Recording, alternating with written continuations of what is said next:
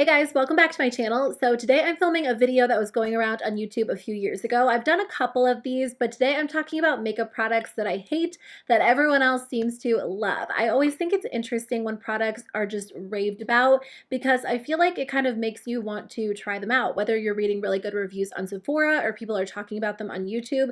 But the truth of the matter is that everybody has different preferences and not everything works for everyone. So these are products that I feel like everyone loves, and for whatever reason, they just don't work for me. I made a list. I think I have 9 or 10 products to talk about in today's video. And if you guys have tried any products that get a lot of good reviews, that get a lot of hype, and they failed you, I would love to know. I just think it's so interesting. So let me know in the comment section below, but let's jump into it and kick it off with a foundation. So the first product is the Too Faced Peach Perfect Foundation. I thought about this because Too Faced is actually coming out with a new foundation. They have their original Born This Way foundation. That's actually a foundation that I mentioned in my first version of this video. That is such a popular foundation that doesn't seem to work for me, but they're actually releasing a matte version of that. So I can't wait to try it out. But their other matte foundation, the Peach Perfect Comfort Matte Foundation, has never worked for me. And that is something that I feel like people with oily skin love. I've seen so many good reviews on YouTube. I actually get so many recommendations to try that product, but I have tried it so many times over the years,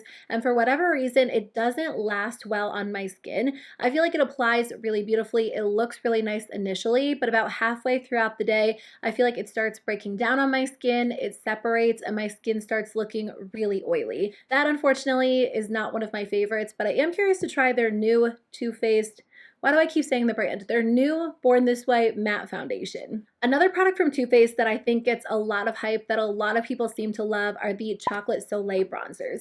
They used to be so popular on YouTube, and I feel like back in the day there wasn't a lot of competition in the bronzer department, and Too Faced would release so many different bronzers. So they kind of had like the upper hand when it came to bronzers. At this point, brands are doing a better job with shade ranges and formulas in general, so I feel like at this point there are other bronzers that perform a lot better. I had the Too Faced Chocolate Soleil bronzers in my collection for a long time, but I never reached for them. I actually ended up decluttering them. So I don't know that I would say I hate them, but maybe I would, because I feel like if I had to rank all of my bronzers, those would be at the very bottom. They're super, super matte, so I felt like when I applied them, they looked a little bit patchy and muddy. I couldn't get them to blend out well, and I guess I just don't understand why so many people love them, but people do. I was on the Ulta website the other day, and I was checking out like the best-selling products, and they have like a 4.5-star rating, and they have thousands of reviews. So people really love those bronzers, but they're just not for me. I will say that I really like the Chocolate Gold bronzer. That one has like a lot of shimmer infused, so I think that one does blend out a little bit better. But as for like the original Chocolate Soleil matte bronzers, they're not for me. I do have a Colourpop product. The Colourpop BFF mascara gets so many good reviews. I hear people rave about that. I've seen people on YouTube say that it's their favorite mascara, their go-to, but when I tried that mascara, it didn't do anything for my lashes. They weren't long or thick or dramatic, and on top of that, it flaked on me. So I just felt like the formula as a whole wasn't for me. I know a lot of people say that it's a good dupe for the Too Faced Better Than Sex mascara, but I have to say that mascara just didn't work for me either. And I've tried that mascara like 7 different times, and every single time I use it, I just can't get it to work for me. So if you like the Too Faced Better Than Sex, the Colourpop BFF might be a good dupe, but I think because I don't like the Too Faced mascara, maybe that's why the Colourpop one doesn't work for me, but that is just not one of my favorite products. Speaking of mascara, I feel like the Milk Makeup Kush mascara had a moment where it was everyone's favorite and people were using it nonstop. I don't feel like I hear about it quite as much anymore, but if you do go on the Sephora website, again, it has really good reviews and people seem to like it. I felt like that mascara, again, didn't do a whole lot for my lashes. It did make my lashes look long, but not any longer than like the Essence Lash Princess mascara. It didn't really give me any volume, and then on top of that, I think I was allergic to something in the mascara because it made my eyelashes, or not my eyelashes, my lash line so itchy. And it took me a while to figure out that it was the Milk Makeup Kush mascara causing that, and then when I stopped using it, the itchiness went away. So even if that product didn't irritate my eyes, I wouldn't purchase it. I rarely purchase a high-end mascara. It has to be like an exceptional, amazing, life-changing mascara for me to pay more than like $10 on it. So typically I don't, but even if, I did, that is not one that I would buy. Another product from Milk Makeup that people seem to love even to this day is the Kush Fiber Gel. I actually just saw someone on Instagram using that product for their brows and it looked really good on them, but I feel like the actual texture of that product is just, or no, the consistency of the product is like a little bit too watery for me. When it comes to a brow gel, I have to have something that's like slightly thicker. If it's too watery, it never dries down, and then it kind of weighs my brow hairs down. I have like 4 brow hairs, so I need all the help that I can get, and usually I like a little bit more of a waxy formula or a lightweight formula, so when I do brush them up, they stay in place. I felt like the Kush Fiber Brow Gel just kind of weighed them down. It's a super wet product, so I also felt like I made a big mess whenever I used it, and I would apply the product where I didn't mean to, and it just didn't work well for me. So that is something that I feel like a lot of people love, but I can't get it to work well for me. Another brow gel that has amazing reviews is the Anastasia Beverly Hills Brow Gel. I finally picked that one up because so many people were raving about it, and when I tried it out, I didn't like the actual texture of the product.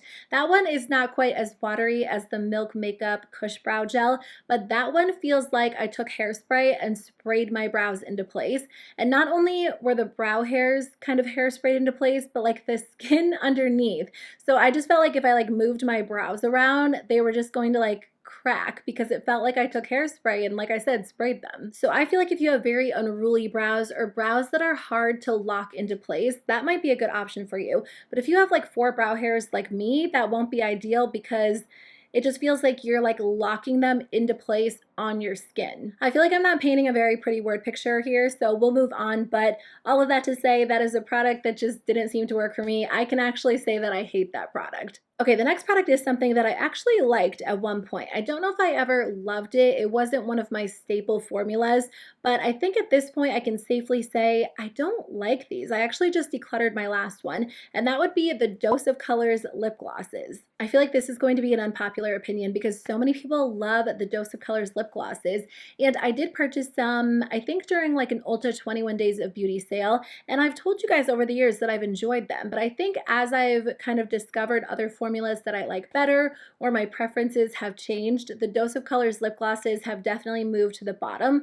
I feel like they're almost a little bit too thick and a little bit too rich for my personal preferences. I love a good sheer lip gloss, something that you can wear on its own or on top of lipstick, and I feel like when I apply the Dose of Colors lip glosses, I get like super intense pigmentation, even with some of the lighter shades that I had in my collection. So they kind of made a mess. I felt like they would move around on my lips. They were a little bit heavy, so as I talked, you could kind of see them like sticking together, and they just felt heavy on my lips overall. So over the years, I feel like my mind has changed when it comes to the Dose of Colors lip glosses. I know so many people love them, but I feel like at this point, there are a lot of other formulas that I like better, like Fenty, Milani, Buxom. I do like the Dose of Colors liquid lipsticks though. I think that those are so good, and their colors are really, really gorgeous.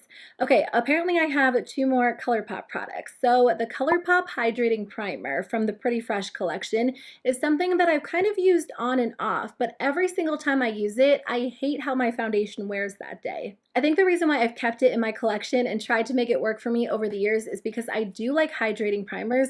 I love when my skin feels super hydrated and looks hydrated because it gives you like that natural healthy glow, and then foundation typically applies really nicely. So I feel like when I use that Colourpop primer, I have that in mind, but it's not quite as hydrating as some of my other hydrating primers that I love, like the Smashbox Primerizer or the Catrice Prime and Fine. And then when I do use it, my foundation just doesn't wear well throughout the day. So that is something that I just don't like. I can't get it to work for me no matter how hard I try. And then along the same lines, the Colourpop, what is it called? I wrote it down. The Colourpop Hydrating Setting Mist. Now, to be fair, I'm not like the biggest fan of setting mists or setting sprays. I will use them on occasion, but typically when I do wear them, I love like the Urban Decay All Nighter. The Colourpop Hydrating Setting Mist gets amazing reviews, and I think it's because a lot of the people that I watch on YouTube have dry or normal skin, so they kind of want to add a little bit of like that dewiness back to their skin, and it looks so good.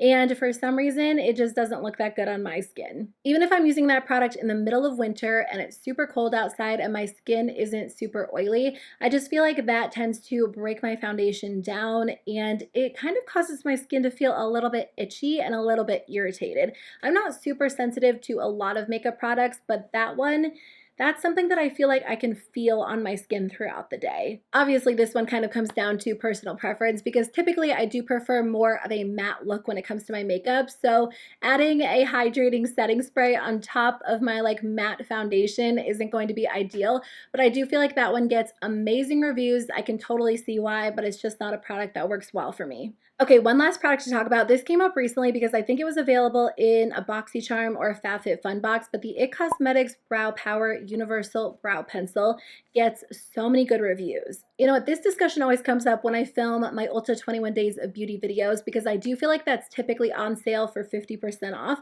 and so many people love that brow pencil. A lot of people say that it really does work well if you have light hair or dark hair, and there are a few things about that brow pencil that didn't work for me. First of all, I felt like the shade didn't work well for me. They say if you use a light hand, obviously you get a little bit of a lighter stroke, and if you press more firmly, it looks a little bit darker. But no matter how firmly I pressed, I felt like it wasn't dark enough for like the brow shade that I usually go for. I use a pretty dark brow pencil. I usually use like the darkest brown or the shade like right before black. So I felt like that one was maybe a light brown when I used firm pressure, but it just wasn't deep enough for me. On top of that, that has like a pretty large applicator. It has more of like a teardrop applicator. And because I do have thin, sparse brows, I feel like I need something a little bit more precise. So I've probably, again, tried that like a few times over the years, and every time I use it, I just remember how much I dislike it. So I want to love it. It gets rave reviews. So many of you guys love it, but it's just a no for me. I wish brands would stop marketing products as like universal products, because if it has any sort of color, there's a big chance it won't work for everyone. If you kind of fall somewhere in the middle, you might like that one, but it was just a no for me. So those are all of the products that I have for you guys today. Thank you so much for watching. If you want to see some other products that everyone else seems to love that I hate, I'll link my other videos in the description box below, but I would love to hear from you. So let me know if you have any products like this. I hope you guys have a great rest of your day, and I'll see you very soon with a new video. Bye.